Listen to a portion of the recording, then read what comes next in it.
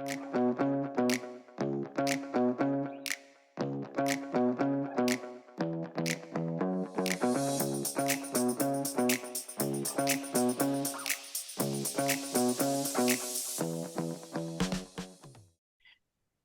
often think of growth as a mountain to climb.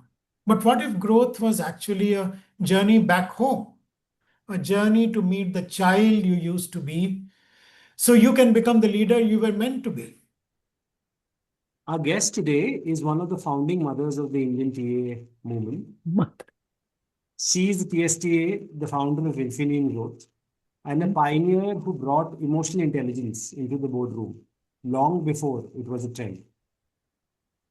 She spent 3 decades helping people navigate the most complex relationship they will ever have, the one with the internal parent, that silent voice in our heads that tells us if we are enough. On the OKR, we trace origins to find clarity. I am Eric Lee James. And I'm Piyush Dikshit. Today, we are joined by the deeply insightful and compassionate Ragini Rao. Ragini, welcome to OKR. Thank you. Thank you, Piyush and Eric, to invite me to do this. And I'm also very, very excited. So, Ragini, you started your journey at a time when corporate world and mental health were in completely different universes. What was the origin of your courage to bridge that gap? Was there a specific moment when you realized that business as usual was actually breaking people's spirits?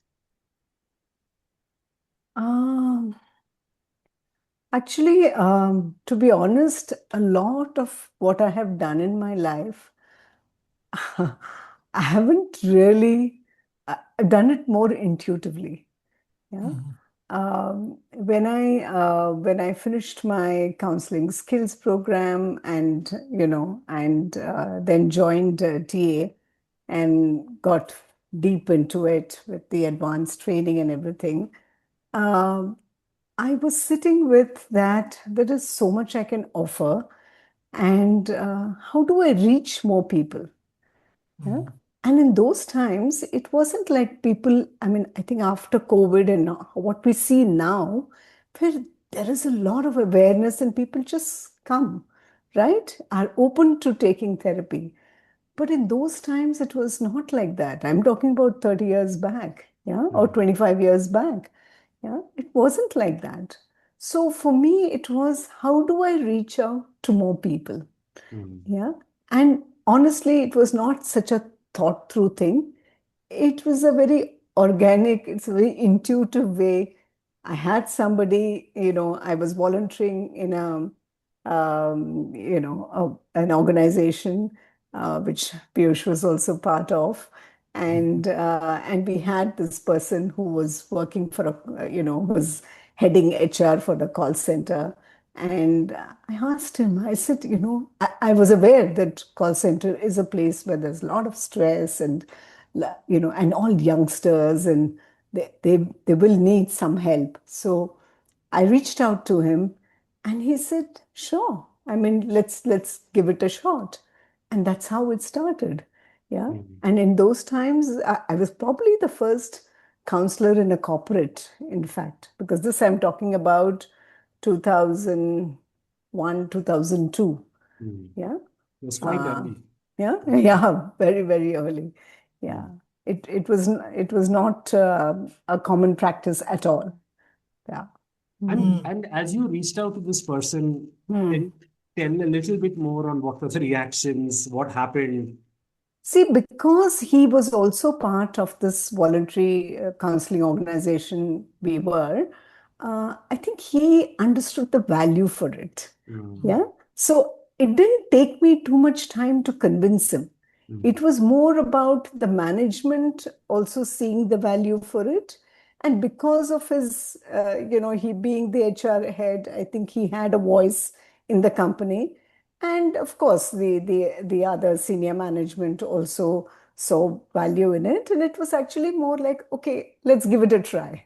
Yeah. I didn't realize that it would become a practice and and it would really then, you know, go on for years. Yeah, it was because I that was then, and then when in 2005 I had moved to Calcutta, they reached out to me again, and in Calcutta I was working with them for 6 years, again doing the same work, but I did training also at that time.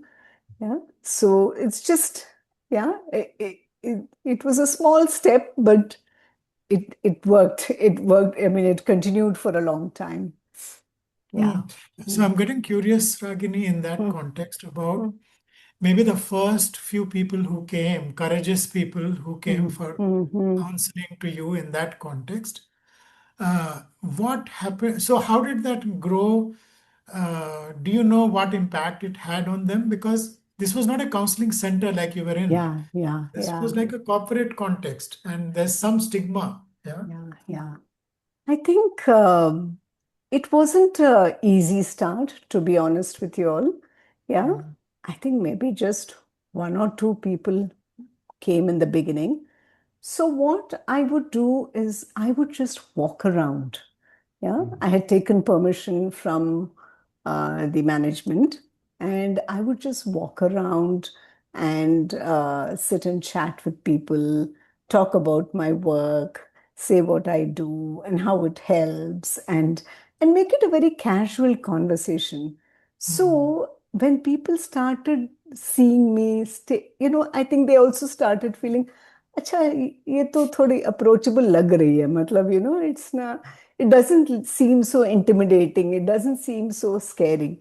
So it started like that. I had to do this for a couple of months before people actually started coming. And of course, while I was doing that, there were some who were going actually through some serious problems. And then those people started coming. Because mm, then I think by then they realized that, okay, we have somebody here and we are not uh, making use of that opportunity and like that. Yeah.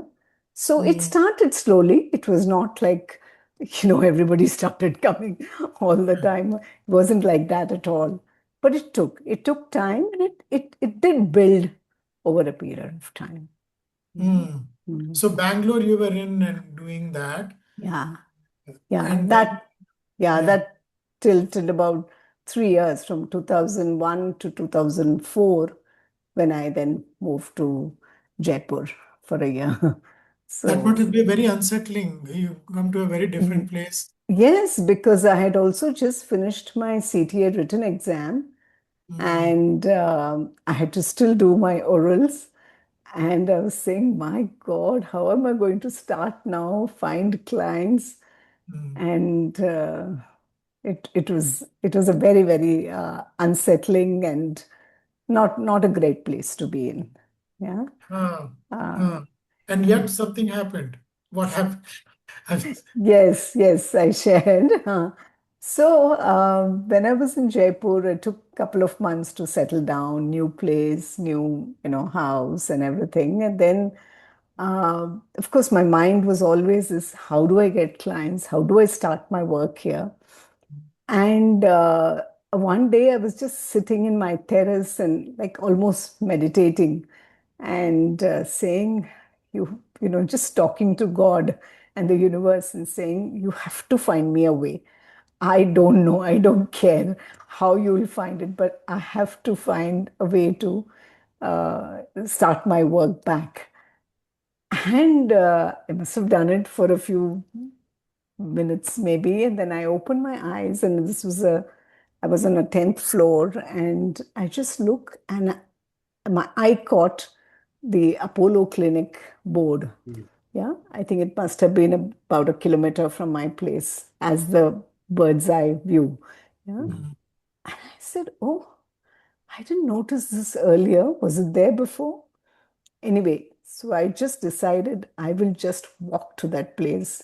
mm, And I took the house keys, got down, walked till as I could see the board. I just walked and I entered the place. And it was a nice small Apollo clinics, not a hospital, but a typical clinic. And there was this lady in the desk, and I said, I'm so and so. And, I told her that I'm a psychotherapist and I like to meet the manager. I want to just speak to him. So she said, yeah, I'll just check whether he's there and whether he's free. I said, okay, I can wait, no problem. So she went, checked if the manager was there, and she came back. She said, the manager's there and is very happy to meet you right away. So I said, okay. So I went into the cabin, and he's with a big smile, that gentleman welcomed me, and he said, oh my God, you're really God sent. And I said, I wasn't sure whether I was hearing it right. I said, what do you mean? He says, oh, we are looking for a psychotherapist and we hadn't found one. And I can't believe you've just walked into our clinic. I said, okay. I mean, I was actually too shocked, and I was finding difficult to get words out. And I said, okay, thank you. So, I'm happy. I'm happy to start. And when do you want me to start? He said, you can start now. I said, no, no, no. I need to digest it first. So then I said, okay, I can come from tomorrow or day after. Give me a day and just work out my timings and stuff like that, because I was still kind of settling down. And so he said, please. And then I think the very next day or the day after I went, and one of their doctors, his son was having a problem. And so that's why they were so keen. And it started with that boy, my work with that boy. And it was just very smooth. Like, I started getting clients, and I was so impressed in their board where they have all the names of the doctors. They'd put my name and thing. For the first time, I saw my name, and the designation felt very, Acha, chalo, look like acha, I've arrived. Yeah. Yeah, so that really started, and I think that moment and that really kind of accelerated my work in this Mm, field.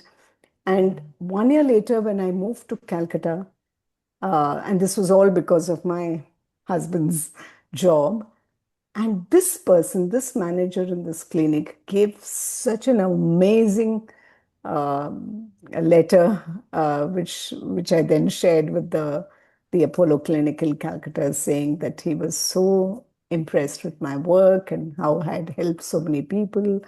And it was a lovely letter that he wrote. And there I just went and showed them the letter, and they said, please come from the next day. So it was, I don't know, it was destiny, you call it fate, whatever, but it was absolutely smooth, the way it kind of happened. And there in Calcutta, I was very lucky. I had the opportunity to work with psychiatrists, and especially Dr. Ram, who also came for I think, the conference. He had come last year as a keynote speaker for the endowment, I think the Saro endowment lecture. Huh? So I have worked with him. I worked with him for 6 years, and I think my experience working with more clinical cases really sharpened. I think I really owe it to that experience. Yeah. mm, Mm. mm. So your Yeah. skills plus what I notice a drive inside you, Ragini, whether it's Mm. calling to God or driving or talking to people informally or Mm. walking to the clinic yourself. Mm. While you say it is luck, I see something in you driving you. Mm. Uh, do you agree? What was that for you? I think I would name it vices, Mm, but I think it's very inherent, Piyush and Eric. I think my father's like that. Yeah, mm, and I think my mother too. And I think I really have got it from them. okay. Yeah, uh, even today they're both 94 and 90. The enthusiasm, the love for life that they have. uh, is absolutely amazing. Yeah. Mm. I think somewhere I owe it to them that I have Okay, it. okay. Yeah. So, Yeah. so you don't get what just limiting. We often talk about parents that way, but also Yeah. what is liberating is what you're Yeah. talking about. Yeah. Yeah. Absolutely.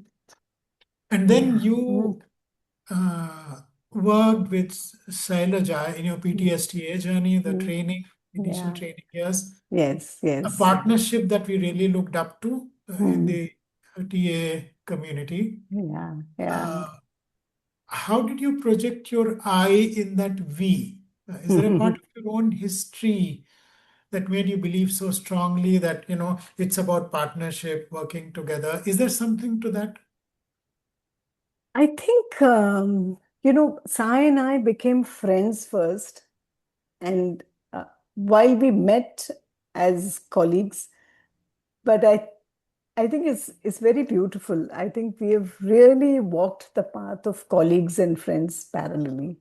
Yeah. Mm, And there were, of course, times when, I mean, and initially it was more friendship.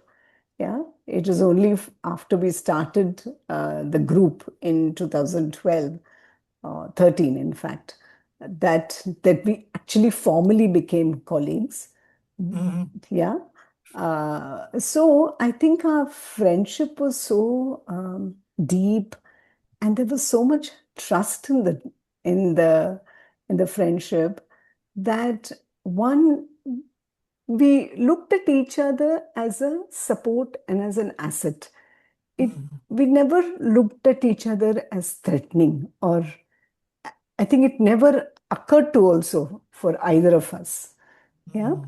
And of course we are very different people in that Yes. sense.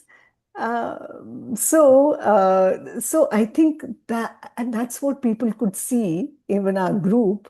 I think we complemented very well.